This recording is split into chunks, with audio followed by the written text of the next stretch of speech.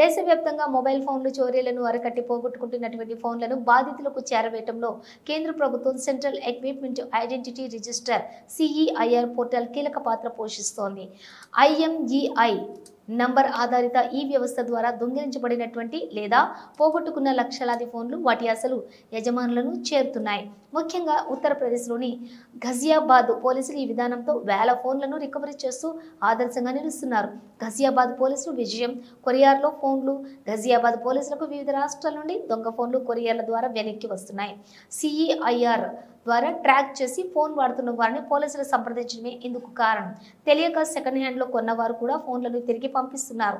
ఉదాహరణకు ఘజియాబాద్ వాసి రంజిత్ ఝా పోగొట్టుకున్న ఫోన్ను పుల్వామాలోని గుర్తించి కొరియర్ ద్వారా రప్పించారు. బస్సులో ఫోన్ పోగొట్టుకున్న వినోద్ కుమార్ గుప్తాకు కూడా తన ఫోన్ బటిండా నుంచి తిరిగి లభించింది. ఫోన్ మళ్ళీ దొరుకుతుందని ఊహించలేదు అని బాధితులు హర్షం వ్యక్తం చేస్తున్నారు.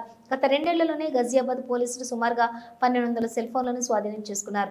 ఈ ఏడాది దేశంలోని వివిధ ప్రాంతాల నుండి పోలీస్ కార్యాలయాలకు, స్టేషన్లకు ప్రతిరోజు వందలాది చిన్న పార్సిల్ వస్తున్నాయి. ఇవన్నీ దొంగిలించబడిన ఫోన్లను తిరిగి పంపిస్తున్న వారు పంపించినవే.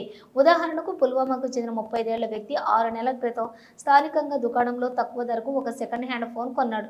ఫోన్ కండిషన్, బ్యాటరీ లైఫ్ చూసి సంతృప్తి చెంది కొనుగోలు చేశాడు. కానీ నెల రోజుల తర్వాత ఆ ఫోను ఘజియాబాద్కు చెందిన సాఫ్ట్వేర్ ఇంజనీర్ రంజిత్ ఝాది అని అతనికి తెలిసింది. రంజిత్ ఝా 2023 అక్టోబర్ 16న ఢిల్లీలో ఉద్యోగ ఇంటర్వ్యూ కోసం ఘజియాబాద్లోని తన ఇంటి నుండి బయలుదేరాడు. న్యూ బస్ అడ్డా మెట్రో స్టేషన్కు వెళ్లే ఆటోలో ఎక్కాడు. ఆటోలో ఉన్నప్పుడు మా నాన్న నాకు ఫోన్ చేశారు. కాల్ మాట్లాడిన తర్వాత ఫోన్ను జేబులో పెట్టుకోకుండా చేతిలోనే పట్టుకున్నాను అని ఝా తెలిపాడు. ఇంటర్వ్యూ ఆలోచనలో ఉండటంతో ఫోన్ ఎప్పుడు చేజారిందో గమనించలేదు. టికెట్ కౌంటర్ వద్ద డబ్బులు చెల్లించేటప్పుడు ఫోన్ పోయిన విషయం గ్రహించి పోలీసులకు ఫిర్యాదు చేశాడు.